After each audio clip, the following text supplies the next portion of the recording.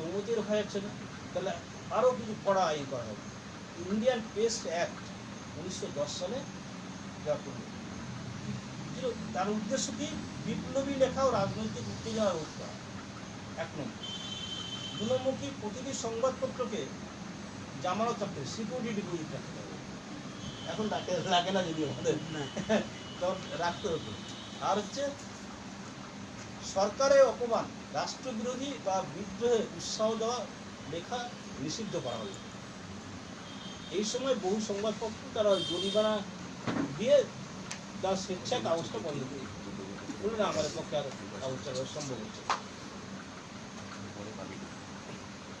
বাল গঙ্গাধর তিলক তিনি মানে তার কেশরী পত্রিকায় তার লেখা রাষ্ট্রদ্রোহী হিসেবে চিহ্নিত হয় 1897 ও 1908, 1897 থেকে 1908 এই পিরিয়ডে 2বার অ্যারেস্ট হয়, 6 বছর জেল কাটে সংবাদপত্র করতে গিয়ে।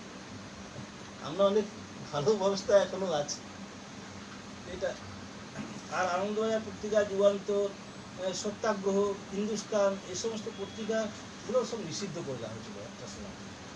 গান্ধীজির ইয়াং ইন্ডিয়া ও হরিজন বারবার ব্রিটিশদের টার্গেট হয়েছে এবং গান্ধীজির বিরুদ্ধে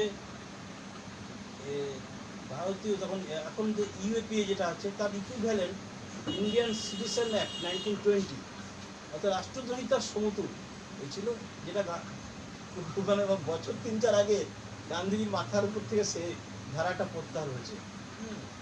তো এটা ছিল। তারপরে চালু হলো সেন্সারশিপ। আমি জাম্প করছি 1939 to 45, দ্বিতীয় বিশ্বযুদ্ধ। ব্রিটিশরা কোনো কি সেন্সারশিপ করবে, মানে কি খবর যাবে কি খবর যাবে না তাদের লোক বসে দেখবে, এডিটোরিয়াল অফিসে বসে তারা দেখবে ইত্যাদি। উদ্দেশ্য কী ছিল? একই, জাতীয়তাবাদী চিন্তাভাবনা বিস্তার ঠেকানো, সাধারণ মানুষের মধ্যে সরকারের বিরুদ্ধাচরণ দমন করা, বিপ্লবী আন্দোলনের সংবাদ ছড়ানো রোধ করা, ভারতীয়দের তথ্য জানার অধিকার সংকুচিত করা। পরাধীন ভারতের সংবাদপত্র শুধু একটি মাধ্যম নয়, বরং ছিল রাজনৈতিক সচেতনতা, জাতীয়তাবাদ ও স্বাধীনতা আন্দোলনের মূল হাতিয়ার। এই শক্তিকে ভেঙে ফেলার জন্য ব্রিটিশ সরকার ধারাবাহিকভাবে আইনি ও প্রশাসনিক দমননীতি গ্রহণ করে। তবে এই দমননীতির বিপরীতে সাংবাদিক, সম্পাদক ও সাধারণ মানুষ এক বিরল প্রতিরোধ গড়ে তোলেন, যা শেষ পর্যন্ত ভারতকে স্বাধীনতা পথে এগিয়ে নিয়ে যায়।